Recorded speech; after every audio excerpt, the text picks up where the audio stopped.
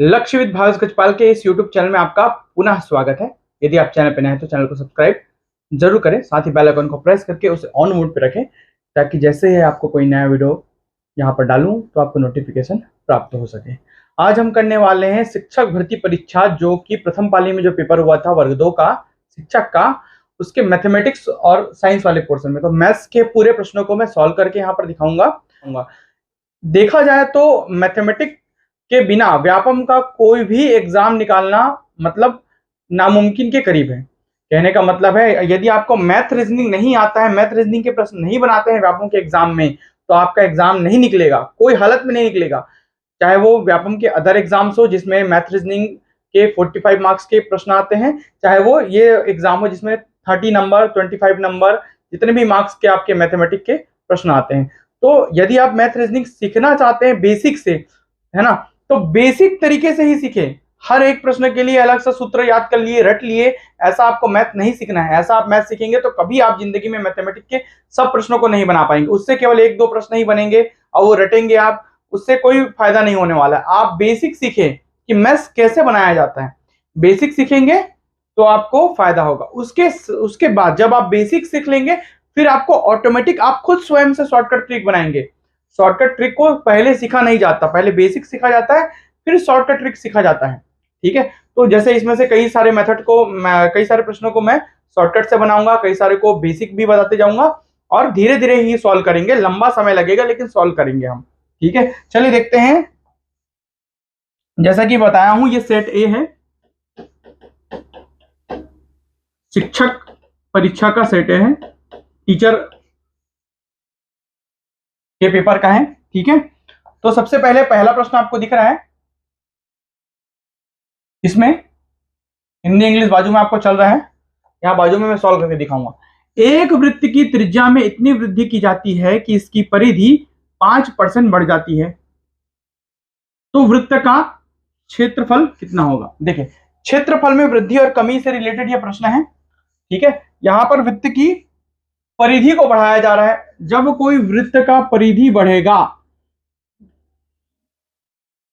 तो वृत्त क्या बढ़ रहा है, बड़ा हो रहा है, मतलब वृत्त का लेंथ भी बढ़ेगा और वृत्त का ब्रेथ भी बढ़ेगा, या इसी को कह देते हैं वृत्त की त्रिज्या भी बढ़ रही है।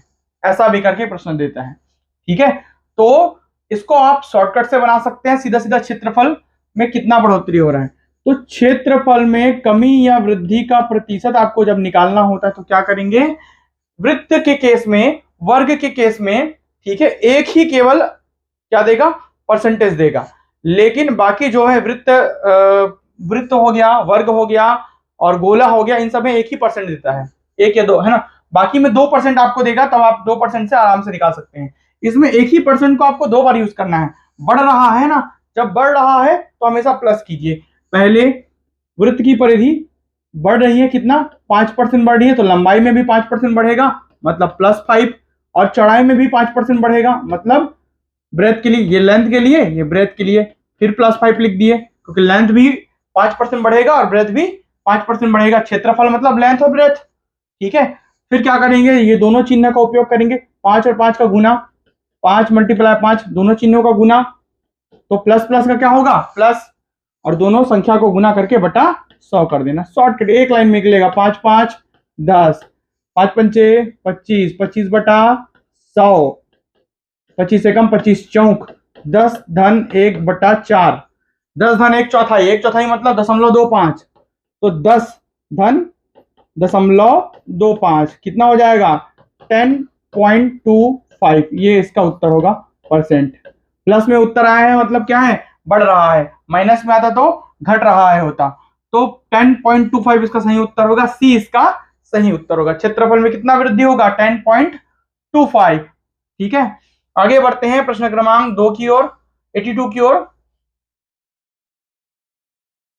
यदि 12 पेनों का क्रय मूल्य 8 पेनों के विक्रय मूल्य के बराबर है, तब लाभ का परसेंट निकालना। ये भी परसेंट का प्रश्न है, लाभ का प्रतिशत। तो बहुत ही आसान है, 82 आपको निकालना है लाभ या हानि का परसेंट। जब आप लाभ या हानि का परसेंट निकालते हैं तो क्या करते हैं, जितने का लाभ हुआ, चाहे वो संख्या में हो, रुपयों में, पैसे में हो, बटा क्रय मूल्य गुना 100।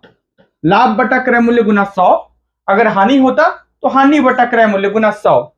ठीक है, क्रय मूल्य की जगह ये संख्या में दिया, यहां पर तो मूल्य नहीं दिया। ये पूछा है ना, यदि 12 पेनों का क्रय मूल्य 8 पेनों के विक्रय मूल्य के बराबर है तब लाभ का परसेंट। रुपया दिया है क्या? नहीं, संख्या दिया है, 12 पेन है और 8 पेन है। तो 12 पेन का जितना भी क्रय मूल्य होता, ठीक है, मान लो एक एग्जांपल से आपको समझाता हूं, 12 पेन को मैं 100 रुपए में खरीदा हूं। कितने रुपए में? 100 रुपए में। तो मैं जब 8 पेन को बेचा ना, तो वो 100 रुपए मेरे पास वापस आ गए। अभी भी मेरे पास कितने पेन बचे हैं? 4 पेन। वो जो 4 पेन को जब मैं बेचूंगा तो मेरा प्रॉफिट होगा। 4 पेन को जब बेच लूंगा उसका जो पैसा आएगा वो मेरा प्रॉफिट है, मतलब यहां पर लाभ हो रहा है। तो आप कैसे निकाले? 12 ऋण 8 बटा क्रय मूल्य। तुलना करो, क्रय मूल्य या तुलनात्मक वैल्यू। जब भी आप नीचे में कोई वैल्यू रखते हो तो उससे आपको क्या करना रहता है? तुलना करना रहता है। तो ये 4 किसके रिस्पेक्ट में बढ़ा है? 8 के रिस्पेक्ट में 4 बढ़ा है ना। 8 4 12 होगा। तो आपने तुलना किया ना, भाई मैं 8 से 4 ज्यादा हूं, 4 पेन और चाहिए, 4 पेन को और विक्रय करूंगा तो मेरा प्रॉफिट होगा। या ऐसा समझ लीजिए, यहां पर जो पीछे रहेगा ना वही नीचे रहेगा। ठीक है, तो 12 में से 8 को घटाए तो 4 आया अंतर, क्योंकि 4 पेन और बेचूंगा तो मेरे को प्रॉफिट हो जाएगा। तो लाभ यहां पर निकल गया विक्रय माइनस क्रय। ठीक है, ये संख्या है, मूल्य नहीं है। ये फॉर्मूला को हम सूत्र के रूप में बनाया है। यदि यहां पर मूल्य भी देता तो भी यही फॉर्मूला लगाते, संख्या देता तो भी यही फॉर्मूला लगाएंगे। ठीक है, 100 क्यों? परसेंट में लाने के लिए। ठीक है, तो ये 4 बटा 8 गुना 100।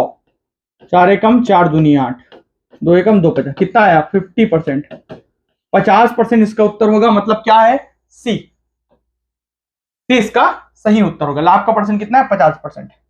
आगे बढ़ते हैं। अगला जो 83 क्या बोल रहा है, यदि 5 की पावर x 6 की पावर y इक्वल्स टू 30 की power 7, then find out the value of x y upon x plus y. तो इसका मान निकालना है। बड़ा ही सिंपल प्रश्न है। ये उन लोगों से बनेगा जो प्योर मैथमेटिकल बैकग्राउंड के हैं। ठीक है, तो बहुत सारे इसमें ऐसे क्वेश्चंस हैं जो आपको मतलब परेशान कर सकते हैं। तो इस प्रकार से एक हिसाब से देखा जाए तो मैथमेटिक्स जो है इसका थोड़ा टफ भी आया था। तो पहले हम लेते हैं 5 की पावर x इक्वल्स टू 6 की पावर y। यहां से हम 5 को रोक देते हैं और पावर को ट्रांसफर करेंगे तो 6 की पावर y बाई एक्स हो जाएगा ये। ठीक है, जैसे कि 5 की घात 2 है तो 2, यहाँ पर 2 है ना, तो यहाँ पर ये 2 ट्रांसफर होकर क्या हो जाता है? 1/2। ठीक है, 1/2 हो जाएगा। 1/2 का मतलब अंडर रूट हो जाएगा। ठीक है, तो उसी प्रकार ये हम पावर को ट्रांसफर कर दिए, बटे में आ गया। तो ये एक इक्वेशन निकल गया हमारा कि 5 इक्वल्स टू 6 की पावर y बाई एक्स। अब दूसरा इक्वेशन बोल रहा है कि 6 की पावर y इक्वल्स टू 30 की पावर 7। अब ये 6 की पावर y को 6 पंचे 30 होता है ना, 5 गुना 6 की घात 7 लिख सकते हैं। 6 पंचे 30, 30 की घात 7 तोड़ दिए, क्योंकि 5 और 6 ही तो दिख रहा है, इसलिए 5 और 6 के फॉर्म में तोड़ दिए। 30 को ऐसा तोड़े, 10 या 30 भी कर सकते थे, बट पर इसलिए नहीं किए क्योंकि हमको 5 और 6 अंकों के बेस अंक वही चाहिए। ठीक है, तो 6 की पावर y इक्वल टू, ये घातें अलग अलग हो जाएंगी, 5 की घात 7 मल्टीप्लाई 6 की घात 7। ठीक है, अब ये 5 की वैल्यू आपने निकाली है 6 की पावर y बाई एक्स, यहाँ से इसको इसमें पुट कर दो तो ये हो जाएगा 6 की पावर y इक्वल टू 5 की वैल्यू पुट कर दो तो क्या 5 की वैल्यू है 6y बाई एक्स पूरे की पावर 7, क्योंकि इसमें 7 है, मल्टीप्लाई 6 की पावर 7। ठीक है, अब क्या करेंगे हम 6 की पावर y इक्वल टू, यहाँ 7 का गुना इसमें हो जाएगा तो ये 6 की पावर 7y बाई एक्स हो जाएगा। ठीक है, और ये मल्टीप्लाई में क्या हो जाएगा? 6 की पावर 7। अब आधार समान होती है तो घातें जुड़ती हैं। 6 की पावर y बराबर दोनों की गुने में है, आधार समान है तो घातें जुड़ती हैं। तो 6 की power 7y by x plus 7, LCM ले लो घातों का, 6 की पावर y है ना x, तो ये 7y प्लस 7 बाई एक्स हो जाएगा। अब जब बराबर के दोनों साइड हो, आधार समान हो, तो घातें बराबर हो जाती हैं। तो y इक्वल टू हो जाएगा 7y प्लस, सॉरी है ना, x हो जाएगा 7y plus 7x by x, ये हो जाएगा 7y plus 7x by x. ये देखिए, आधार समान हो, बराबर के दोनों साइड हो तो घाते क्या हो जाएगी? घाते भी बराबर हो जाएंगी। इसका मल्टीप्लीकेशन कर दो इधर, x का मल्टीप्लाई कर दो इधर, तो ये हो जाएगा एक्स वाई, ये हो जाएगा 7 कॉमन निकाल लो यहाँ से, तो वाई प्लस एक्स यहाँ बचेगा। ठीक है, वाई प्लस एक्स को, क्योंकि हमको ये चाहिए एक्स प्लस या वाई या वाई प्लस एक्स, उसको दोनों तरीके से लिख सकते हैं। इसको नीचे ला लो, तो नीचे ला लो तो ये हो जाएगा x y y, y plus x को एक्स प्लस वाई लिख सकते हो, क्योंकि यहाँ पर हमको एक्स प्लस वाई के फॉर्म में दिया है। और इधर बचेगा क्या 7, तो इस प्रकार इसका उत्तर क्या आएगा 7 आएगा। डी इसका सही उत्तर होगा, 7 इसका सही उत्तर होगा। ठीक है, बढ़ते हैं अगले प्रश्न की ओर। जो प्रश्न आया है आपका अनुपात का है, ए रेशियो बी रेशियो सी कितना है 2:3:4। ठीक है, तब A by B ratio B by C ratio c by ए का वैल्यू निकालना है आपको। ठीक है, बहुत सरल है, एलसीएम मेथड से निकलेगा सीधा। यहां पर ये बोल रहा है ए रेशियो बी रेशियो सी का वैल्यू क्या है। ठीक है, 2, 3 और 4 है। प्रश्न क्रमांक 84। जब भी किसी अनुपात को हटाना हो तो आप उसको x के फॉर्म में मान लो, वो हट जाएगा। मतलब यहां पर 2 को 2x, 3 को 3x और 4 को 4x मान लिया। मतलब a की वैल्यू 2x, b की वैल्यू 3x और c की वैल्यू क्या आ गई 4x आ गई। ठीक है, अब क्या बोल रहे हैं, हमको निकालना है value a by b raise to B by c raise to c by a. Put कर लो वैल्यू यहाँ पर।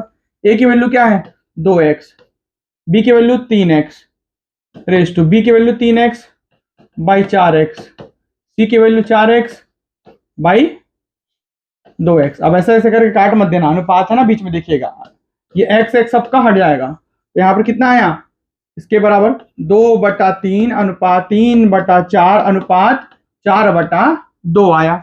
ठीक है, एलसीएम ले लो, हर का लघुत्तम, ये देखिए भिन्न फॉर्म में है, भिन्न से सरल भिन्न में बदलेंगे। भिन्नों का अनुपात है, उसको सरल अनुपात में बदलने के लिए लघुत्तम लेते हैं हमेशा, हर का डिनोमिनेटर का हमेशा लघुत्तम लेते हैं। 3, 4 और 2 का लघुत्तम ले लो, 3, 4 और 2 का एलसीएम ले लो। ठीक है, कितना आया 3 दूनी 6 दूनी 12, एलसीएम कितना आया 12। अब जब भी आपने लघुत्तम निकाल लिया, एलसीएम आया 12, इसको हर एक के गुने में ले जाओ।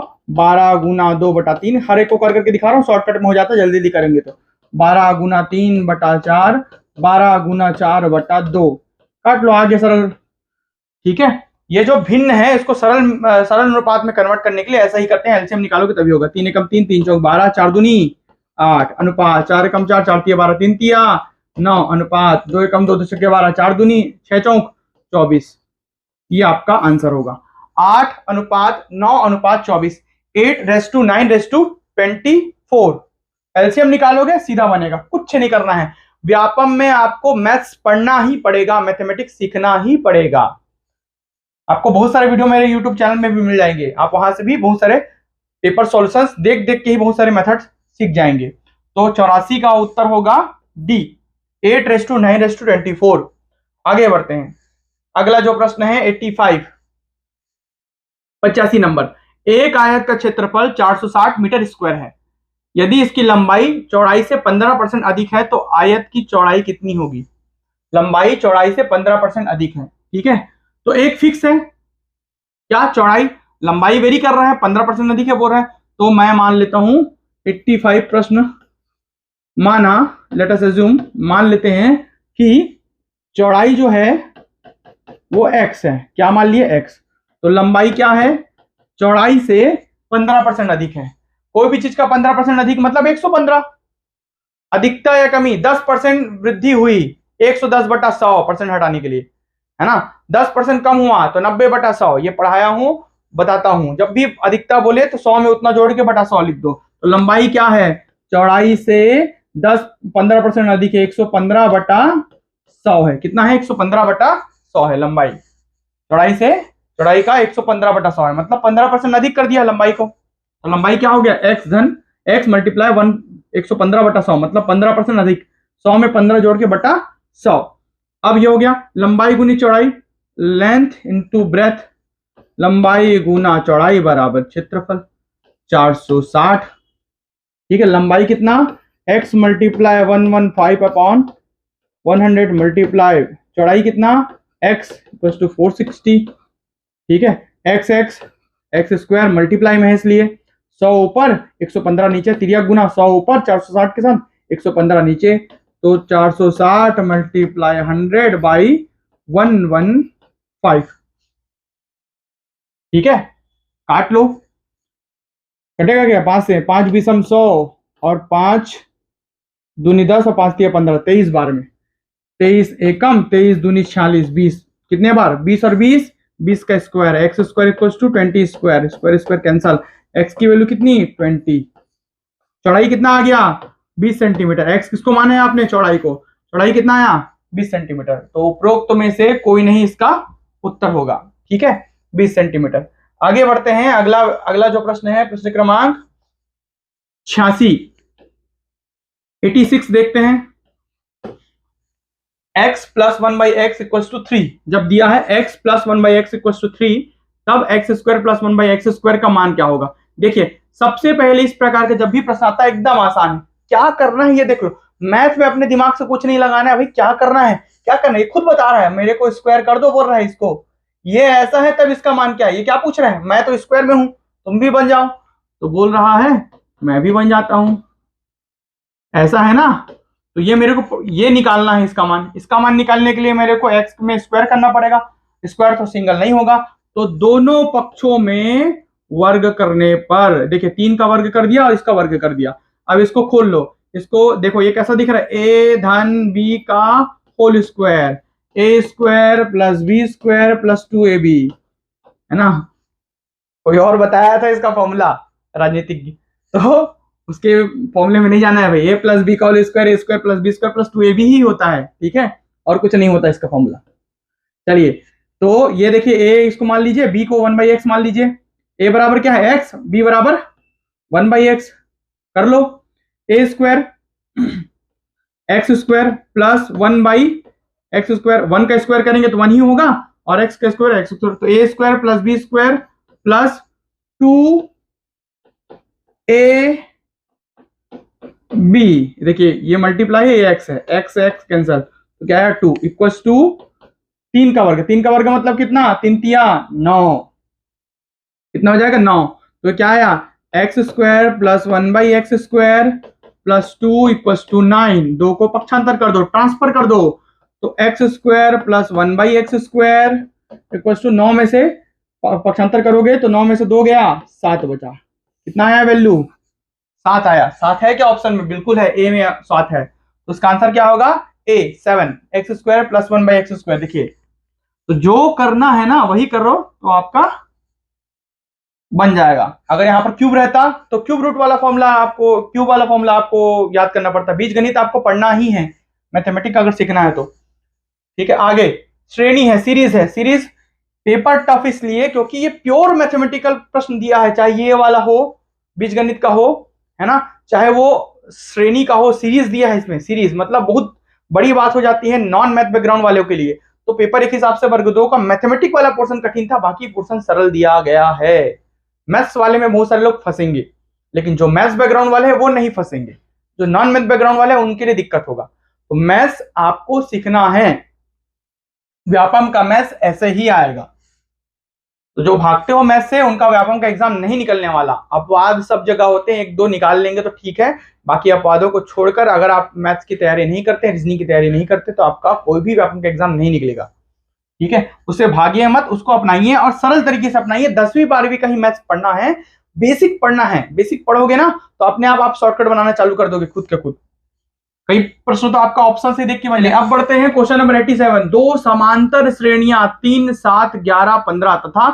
30, 33, 36, 39 के पहले n पदों का योग समान है, तब n का मान ज्ञात करो। दो श्रेणियां दी हैं, क्वेश्चन नंबर 18 सॉल्व करो, सीरीज का प्रश्न है, दो श्रेणियां हैं 3, 7, 11, 15, इसमें भी n पद है बोल रहा है, पदों की संख्या n है, और दूसरा जो श्रेणी है वो 30 है, 33 है, 33, 3, 36, 3, 39, ठीक है, ये पहला सीरीज, ये दूसरा सीरीज, पहले सीरीज का प्रथम पद को a बोला जाता है, 3 है, दूसरे सीरीज का प्रथम पद को इसमें भी a बोलेंगे तो ये 30 है, ठीक है, d फॉर डिफरेंस होता है, पदों का अंतर है, 7 में से 3 गया 4, 11, देखिए ऐसे 3, 4, 7, 7, 4, 11, 11, 4, 15, तो d की वैल्यू क्या है, इसमें डिफरेंस कितना है 4 का है, पदों का अंतर, ठीक है, इसमें डिफरेंस कितने का 30, 3, 33, 3, 36, 3, 39, डिफरेंस कितने का है तो इसमें 3 का डिफरेंस है। ये क्यों? क्योंकि n पदों के योगफल बोला है, तो n पदों के योगफल का सूत्र क्या है?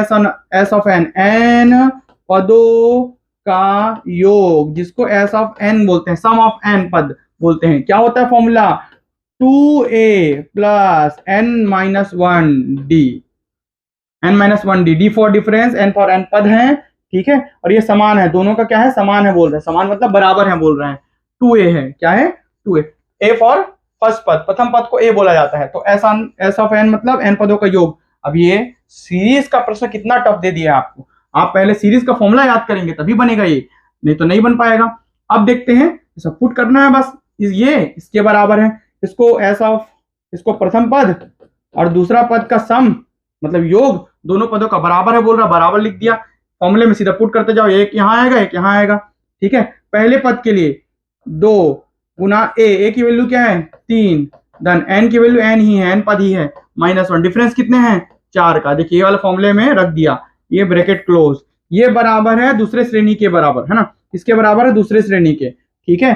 तो दूसरे में क्या है? 2 गुना a, फर्स्ट पद क्या है? 30 है, तो a की वैल्यू क्या रख दिया? दूसरे में 30 रख दिया, देन n पद ही है, -1, d की वैल्यू क्या? डिफरेंस कितना है इसमें? 3 का, तो d की वैल्यू 3 रख दिया है, देखिए d की जगह 3, n-1, a की वैल्यू 32, ये पहला ये दूसरा, दोनों क्या है? आपस में समान है बोला है, बराबर है बोल रहे हैं, ठीक है। तो n का मान निकालना है, किसका मान निकालना है? जितने पद हैं पदों की संख्या निकालनी है ना। 3 दूनी 6, देन मल्टीप्लाई कर लो, इसलिए ब्रैकेट खोले, 4n ऋण 4, 30 दूना 60, धन 3n ऋण 3, ठीक है।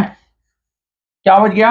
6 में से 4 गया, 4n - 2, सॉरी प्लस आएगा ना, 4n + 2, 6 में से 4 गया क्योंकि धन के चिन्ह लगेगा ना, 60 में से 3 गया 57, धन 3n, 60 में से 3 गया 57, ठीक है। अब देखते हैं क्या बनेगा यहां पर, देखिए इसको इधर ला लो, 2 को उधर ले जाओ, तो 4n - 3n बराबर 57 ऋण 2, n की वैल्यू 4 में से 3 गया 1 n, है ना, 57 में से 2 गया 55, n की वैल्यू, पदों की संख्या कितनी है? 55 दिया है ऑप्शन में, ये तो है, दिख रहा है, सी ऑप्शन में दिख रहा है 55। क्या है? पदों की संख्या कितनी आएगी? 55। बहुत ही सरल सा है, लेकिन जब फॉर्मूला याद होगा तभी आपके लिए सरल है, अन्यथा वो नहीं है सरल, ठीक है। अब देखते हैं 85 नंबर का प्रश्न, चाल समय दूरी का है, 88 नंबर का प्रश्न। एक यात्री मोटरसाइकिल से 10 घंटे की यात्रा करता है, आधी दूरी वह 21 किलोमीटर प्रति घंटे की गति से तथा शेष आधी दूरी 24 किलोमीटर प्रति घंटे की गति से चलता है। तय की गई दूरी ज्ञात करना, डिस्टेंस निकालना है। जब भी मैं चाल समय दूरी बताता हूँ, ट्रेन पढ़ाता हूँ, नान नदी पढ़ाता हूँ, डायग्राम का यूज करता हूँ, क्योंकि वो मेरे दिमाग में बस गया है, और वैसे ही आपको बसाना है मैथमेटिक्स सीखने के लिए। ये मान लेता हूं कुछ दूरी होगी, ठीक है, ये कुछ दूरी को x मान लिया, तो इसकी आधी क्या? x/2, इसकी आधी क्या? x/2, x दूरी है, टोटल दूरी x है, इसकी आधी x/2 है, इसकी आधी x/2, आधी आधी बांट लिया, मतलब आधी दूरी बोला है ना। इस आधी दूरी को, ये दूरी है, इसका चाल क्या? 21 किलोमीटर प्रति घंटा, और इसकी चाल कितनी है दूसरी आधी दूरी के लिए? 24 किलोमीटर प्रति घंटा। ये जो गाड़ी है, मोटरसाइकिल है, वो आधी दूरी को 21 किलोमीटर प्रति घंटे की चाल से और शेष आधी दूरी को 24 किलोमीटर प्रति घंटे की चाल से तय करती है। अब पूरा जो दूरी है x है, यही निकालना है x की वैल्यू, है ना। ये 10 घंटे लगते हैं, 10 आवर्स, पूरा x किलोमीटर जितना भी होगा उसको तय करने में कितना लग रहा है? 10 आवर्स। तो ये कौन सा किलोमीटर है, इसमें से ऑप्शन में से देख के निकालना है ना। तो आपको समय पता है, ये भी पता है समय पहला, और ये भी पता है समय दूसरा। देखिए समय पहला, पहली दूरी को, पहली आधी दूरी को तय करने में लगा समय पहला, प्लस समय, देखिए डायग्राम से पूरा बना रहा हूं, कुछ अपने मन से नहीं करना है, जो प्रश्न में दिया वही लिखा हूं, वही डायग्राम यूज किया, बना रहा हूं। समय दूसरा बराबर 10 घंटा, कुल समय 10 घंटा, समय इतना, आधा समय 1 मान लिया, समय 2 मान लिया, कुल समय 10 घंटा। भाई दोनों को जोड़ूंगा तो 10 घंटे के बराबर होगा। अब दोनों समय नहीं पता है, इसलिए समय लिख दिया हूं। समय बराबर, भाई चाल बराबर होता है दूरी बटा समय, तो समय बराबर होगा दूरी बटा चाल। क्या होगा? समय इधर चाल नीचे, तो दूरी बटा चाल, समय बराबर क्या होगा, दूरी बटा चाल, है ना। पहला समय दूरी x/2, चाल 21/21 किलोमीटर प्रति घंटा, धन दूसरा समय में दूसरी दूरी x/2, दूसरी दूरी भी x/2 है, दूरी बटा चाल, दूसरा चाल 24। देखिए समय बराबर दूरी बटा चाल, समय बराबर दूरी बटा चाल, पहले में पहला दूरी पहला चाल, दूसरे में दूसरा दूरी दूसरा चाल, और दोनों का समय कुल मिलाकर 10 घंटे के बराबर है। ठीक है, ये हो जाएगा x2 मल्टीप्लाई, ये तोड़ के निकाल लो ताकि उधर भेज सको, तो ये मैं कर लेता हूँ 7 × 21 और 3 × 7 = 3 × 8 = 24। हाँ, तो 3 × 7, 3 × 7 = 21 है। देखिए 3 × 7 = 21 और 2 नीचे आ गया, 2 यहाँ पर आ गया, इसको तोड़ लिया, तोड़ा इसलिए ताकि कॉमन निकालते बने, है ना। 2 यहाँ पर कॉमन, और ये 3 × 8 = 24 कॉमन निकालते बने इसलिए तोड़ा हूं। अब कॉमन कैसे निकालूंगा, यहां से 2 और 3 कॉमन निकाल लेता हूं, 1/2 × 3 कॉमन, ब्रैकेट में क्या बचा x/7, वापस गुना करोगे तो यही आ जाएगा, धन।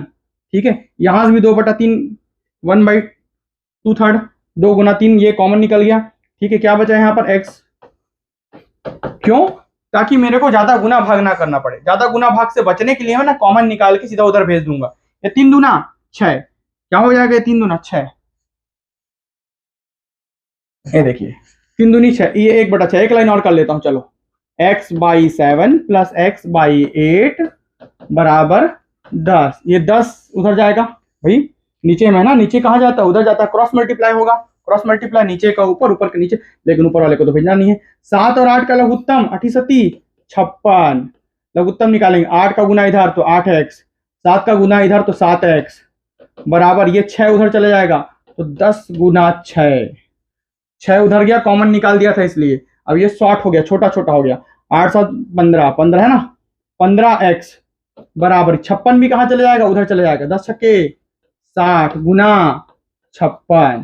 ठीक है, अब x की वैल्यू ये देखो, और 60 × 56/15, 15 एकम 15, 15 चौक 60, x बराबर 56 को 4 से गुना कर लो, 6 चौक 24 का 4, हाथ का 2, 4 × 5 = 20, 2 22, इतना आएगा किलोमीटर में दूरी। कितना किलोमीटर, देखते हैं कहां पर, कौन से ऑप्शन में 224 है क्या, बिल्कुल है, बी में है, तो इसका उत्तर क्या होगा, बी होगा, 224 किलोमीटर। जैसा कि आप देख पा रहे हैं, कुछ नहीं किया, जो प्रश्न में दिया उसी को उतारा हूं, बस बनाने का तरीका, इसी को आपको फास्ट करना है, यही शॉर्टकट है, इसी को आपको फास्ट करना है बस।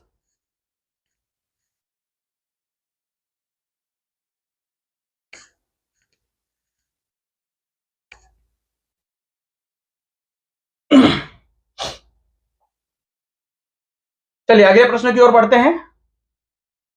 अगला प्रश्न तो यहीं पर हो जाएगा, इसी डायग्राम में हो जाएगा। प्रश्न क्रमांक 89 देखते हैं। दिए गए चित्र में ओ 2 जीवाओं ए बी और सी ए, जीवा है ना, ए से बी और सी डी, जो केंद्र से नहीं जाता, केंद्र से जाता है वो क्या हो जाएगा, डायमीटर हो जाएगा, व्यास हो जाएगा, बाकी चीजें जीवा होती हैं।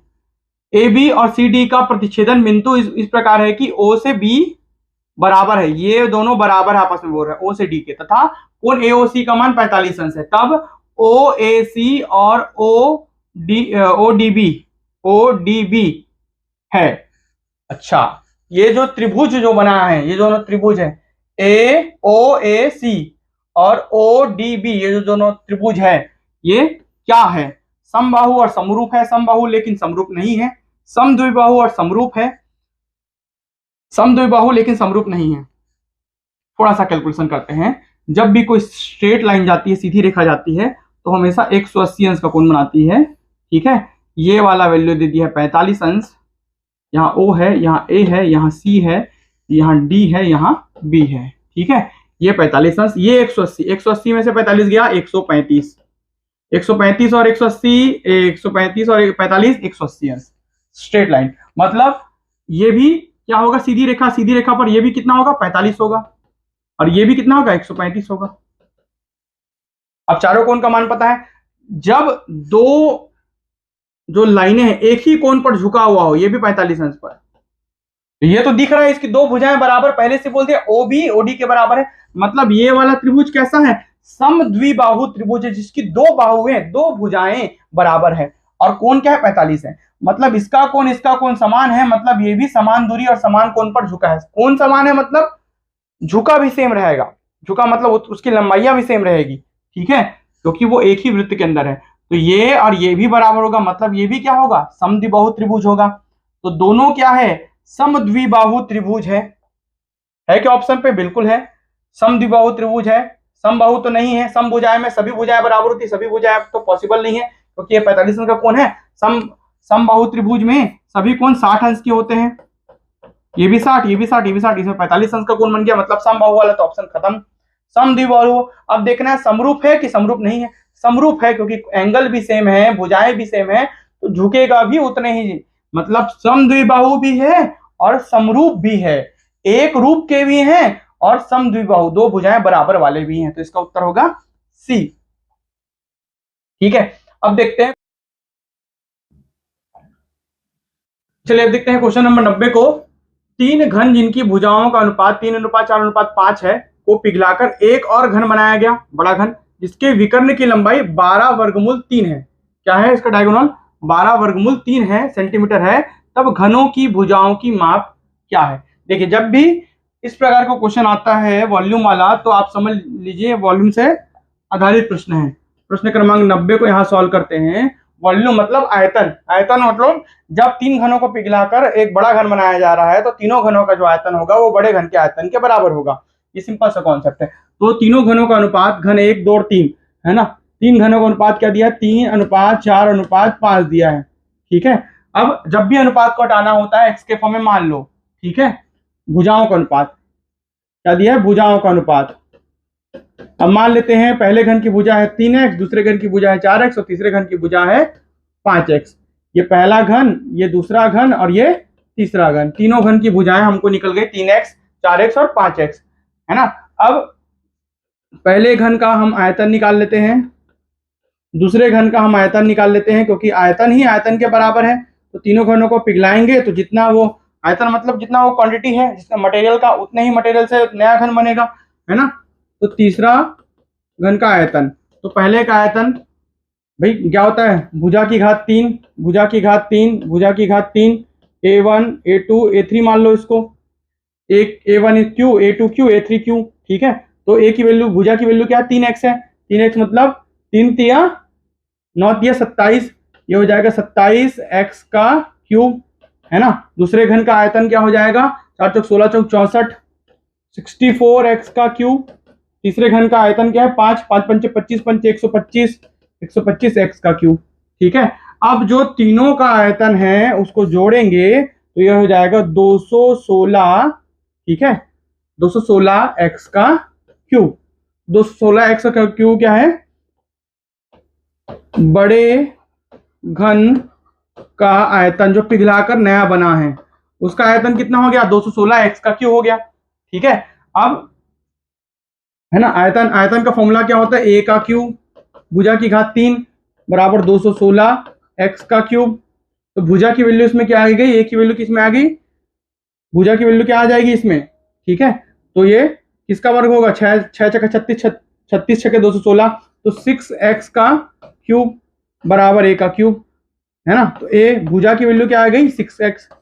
यहाँ पर बड़े घन की जो भुजा की वैल्यू क्या आ गई? 6x आ गई, ठीक है। अब हम देखते हैं हमको क्या निकालना है, जिसके विकर्ण की लंबाई 12 वर्गमूल 3 है। अब इसका विकर्ण दे दिया है, भुजा हमको पता चल गया। घन का विकर्ण क्या होता है? विकर्ण क्या दिया है? 12√3 दिया है इसमें। और घन का विकर्ण क्या क्या होता है? a√3 इक्वल्स टू 12√3 दिया है। वैल्यू a के वैल्यू क्या है? 6x, पुट कर लो। भुजा का मान क्या निकाले आपने? 6x √3 equals to 12√3, under root cancel, है ना। यहाँ पर x को रोक लो, 6 तिरिया गुना होकर नीचे हो जाएगा, 6 कम 6 6 दूनी 12, x की वैल्यू क्या आ गई? 2। पुट कर लो, सब में पुट कर लो तो आपका आंसर निकल जाएगा, ठीक है। ये x की वैल्यू हमको क्या मिली है? 2। यहाँ पुट करेंगे पहले वाले में तो 3 × 2, 3 दूनी 6, दूसरे में पुट करेंगे तो 4 × 2, 4 दूनी 8, तीसरे में पुट करेंगे 5 × 2, 5 दूनी 10, तो 6 8 और 10 इसका सही उत्तर होगा। क्या होगा? बी इसका सही उत्तर होगा, 6 सेंटीमीटर, 8 सेंटीमीटर और 10 सेंटीमीटर। इस प्रकार ये सवाल भी यहाँ पर समाप्त होता है। आगे बढ़ते हैं, अगले क्रमांक 91।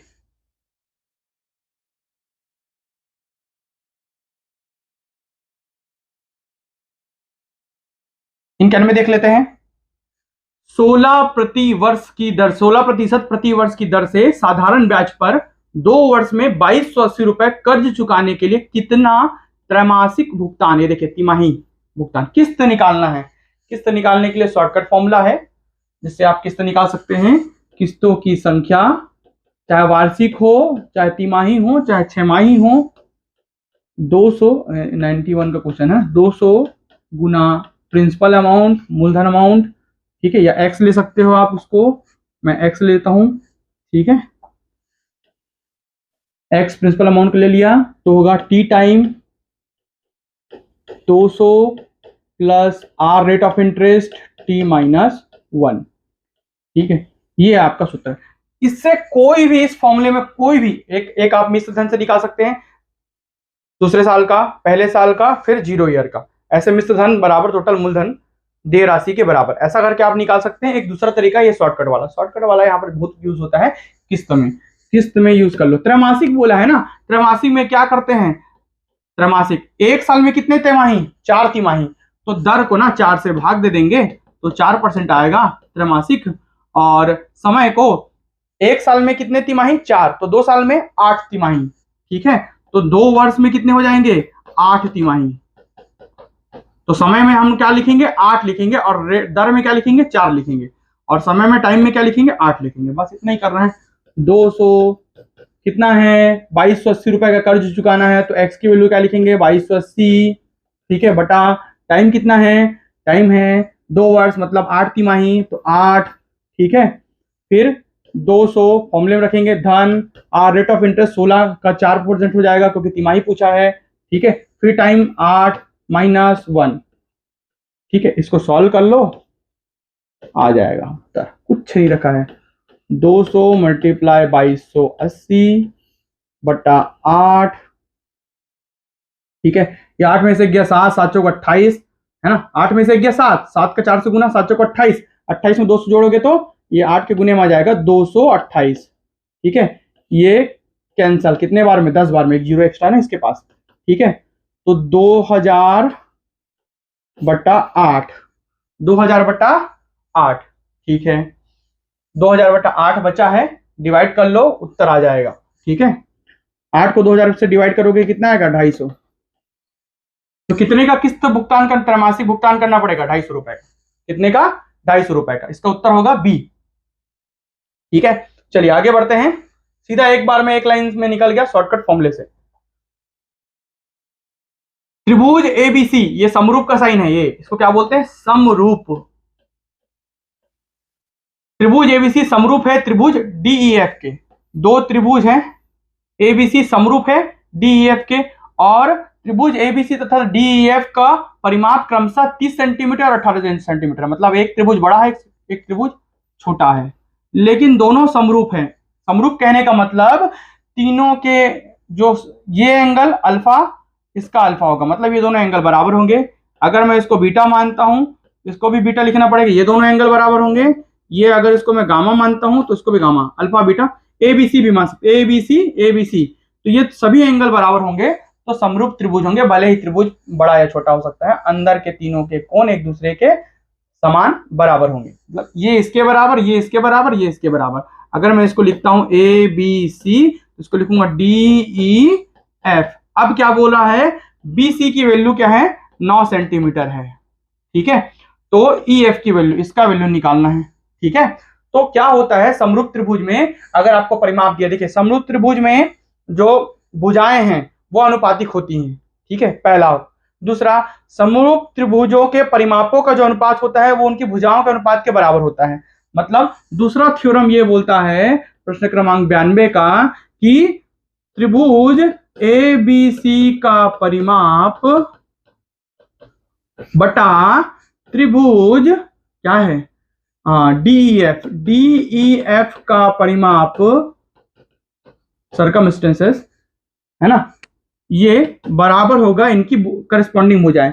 चाहे ए सी बटा डी एफ लिख सकते हो, बी सी बटा ई एफ लिख सकते हो, ए बी बटा डी एफ लिख सकते हो। मतलब ए बी बटा डी एफ बराबर बी सी बटा ई एफ बराबर ए सी बटा डी एफ।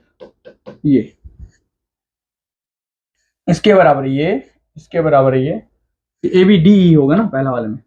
तो हमको लेना है ये वाला, क्योंकि हमको ये पता है बी सी की वैल्यू पता है और ई एफ की वैल्यू निकालना है। ठीक है, इसका परिमाप 30 सेंटीमीटर, इसका परिमाप दिया है 18, इसका बी सी की वैल्यू दिया है 9। किसका निकालना है? ई एफ का निकालना है। कुछ नहीं, ई एफ का निकालना है। इसको ऊपर भेज दो, इसको ऊपर भेज दो, इसको नीचे ला लो, क्रॉस मल्टीप्लाई तिर्यक गुना, ये चला जाएगा ऊपर 9 गुणित 18, ये आ जाएगा नीचे 30। ठीक है, 18 9 गुणित 18 बटा 30, 9 को 18 से गुना करके 30 से भाग दे दो, आपका वैल्यू आ जाएगा। ई एफ की वैल्यू 18 है, 18 गुना 9 कर लो, 9 के 72 के 2 हाथ के 7, 9 कम 9 9 7 16, 162, 160/30, 30 30 3 90 30 पंचे, हाँ 30 पंचे 150 और बच गया 12, तो 12 30 दूनी 2.4, हाँ तो 5.4 के आसपास आएगा। ई एफ की वैल्यू 5.4 है क्या? हाँ बिल्कुल है, ये 5.4 इसकी वैल्यू आएगी। ठीक है, डिवाइड करोगे तो 5.4 इसकी वैल्यू आएगी। ये है इसका, ये थ्योरम है। समरूप त्रिभुज के परिमाप का अनुपात उसकी भुजाओं के अनुपातों के बराबर है। ठीक है, सिंपल सा थ्योरम है, ये कर लिए तो बन जाएगा। ये एकदम सरल प्रश्न। क्वेश्चन नंबर 93, एक्स का मान ज्ञात करे ए ओ बी, ये ओ है ना, छूट गया है, एक सरल रेखा है। ए ओ बी एक सरल रेखा है। सरल रेखा मतलब सरल रेखा पर बना कोण 180 अंश का। ये कोण, ये कोण, ये कोण, तीनों कोणों को जोड़ दो, उसकी वैल्यू हो जाएगी 180 अंश 93। बहुत ही सरल प्रश्न है। 2x - 5 plus x - 3 plus x equals to 180।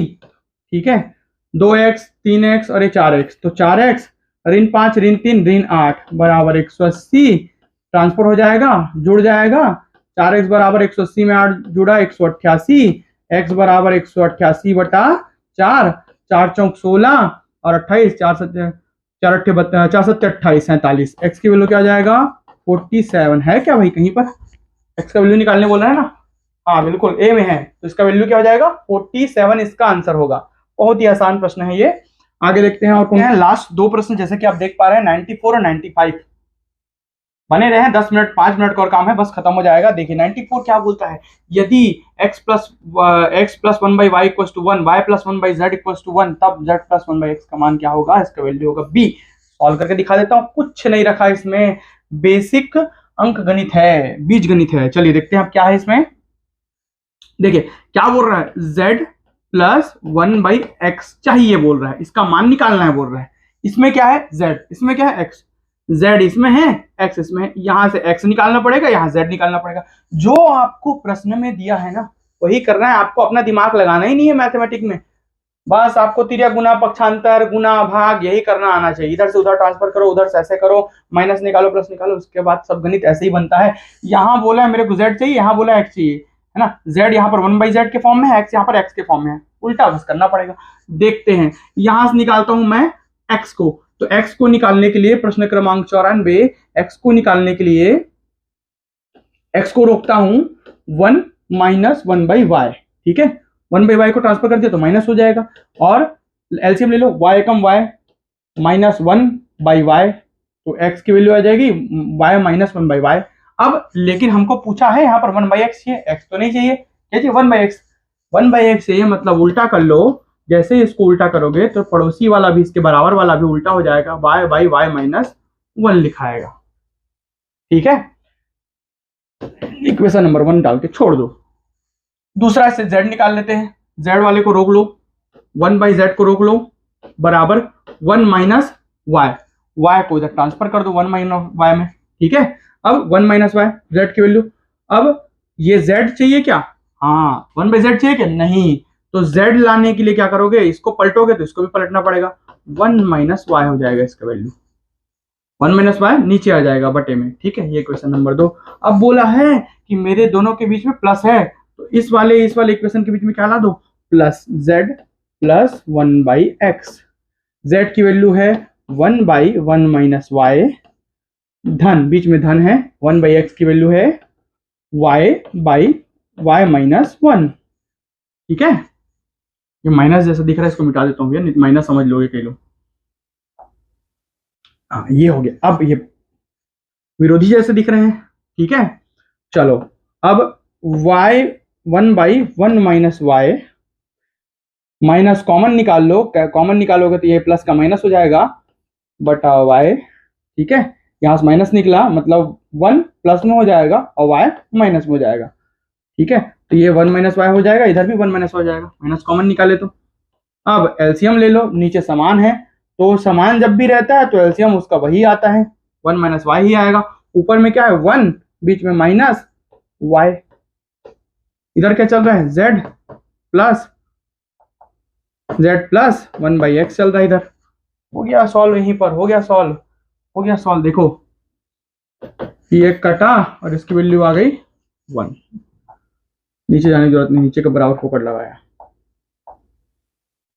ठीक है, तो ये हो जाएगा, ये कटा और इसकी वैल्यू हो गई 1, आया ना 1। z प्लस 1/x की वैल्यू आ गई 1, तो इसका उत्तर क्या होगा बी। अब बढ़ते हैं 95 और अंतिम प्रश्न की ओर, आराम से पढ़ते हैं, आराम से यही सॉल्व हो जाएगा। नीचे दिए गए पाई चार्ट में एक शहर के शिक्षित व अशिक्षित महिलाओं और पुरुषों का प्रतिशत दिया गया है। यदि कुल पुरुषों एवं महिलाओं की संख्या 2,50,000 है तो शिक्षित पुरुषों एवं महिलाओं के बीच कितना अंतर है। शिक्षित पुरुषों एवं महिलाओं के बीच कितना अंतर है। ठीक है, यहां पर क्या पूछा है, शिक्षित पुरुष पूछा है एवं महिलाएं पूछा है। ठीक है, अब इसको दो सेंस में कई लोग ले सकते हैं। ठीक है, कुल महिलाओं नहीं लिखा है ना, केवल महिलाओं लिखा है, ना ही शिक्षित महिलाओं लिखा है, तो हम इसको क्या समझकर बना रहे हैं, शिक्षित पुरुषों एवं महिलाओं, मतलब शिक्षित पुरुषों और शिक्षित महिलाओं समझकर बनाओगे। ये समझकर बनाओगे तो उत्तर आपका 5000 आएगा। लेकिन अगर आप इसको शिक्षित पुरुषों एवं कुल महिलाओं समझकर बनाओगे, जो कि दिया नहीं है, कुल पुरुष एवं महिलाओं ऐसा लिखा है, इसी से हम सेंस लगा रहे हैं कि शिक्षित पुरुषों एवं शिक्षित महिलाओं के बारे में बात कर रहे हैं, मतलब केवल इसके और केवल इसके बारे में बात कर रहे हैं, तो इसी से हम लेकर बनाएंगे। कुछ नहीं करना है, क्वेश्चन नंबर 95 में इसको फॉलो करते हुए ये फॉलो किए और यही सेंस में हम केवल शिक्षित पुरुषों शिक्षित महिलाओं को लिए हैं और बना रहे हैं। पहले मैं निकाल लेता हूं शिक्षित महिलाओं का प्रतिशत, कितने में से 2,50,000 का कितना परसेंट, 33% शिक्षित महिलाएं हैं। उन दोनों का अंतर निकालना है, तो 33% मतलब 33/100 का के की मतलब गुना 1 2 1 2। ठीक है, तो 2500 गुना 33, 5 दिए 15, 5 हाथ गए 25 दिए 75, 25 दिए 75, 82,500। शिक्षित महिलाओं की संख्या कितनी है, 82,500। अब ऐसे ही मैं निकाल लेता हूं शिक्षित पुरुषों की संख्या, कितने में से 2,50,000 का कितना परसेंट, 35%, 35/100 कितना आएगा 87, 25 गुणित 35, 87,500। ठीक है, 82,500 और 87,500। ठीक है, अब पूछा है दोनों के बीच कितना अंतर है, संख्या में कितना अंतर है।